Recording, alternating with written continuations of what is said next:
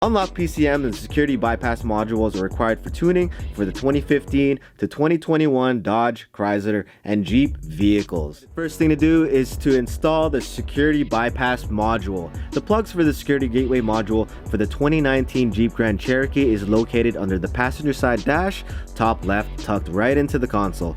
Using a flathead screwdriver or something similar, remove the plastic retaining clips holding the cover under the dash. For track hawks, they are located under the driver's side dash. Now let's pull away the carpet dash cover to remove the plugs going into the security gateway module.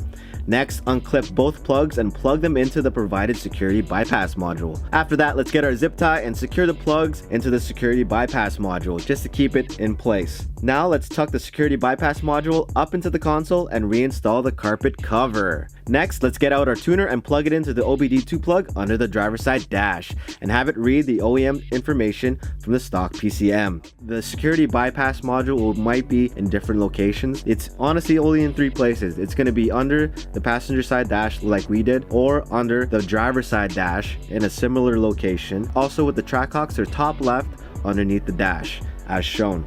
We will show you how to install a Hemi Fever tune in our upcoming episodes.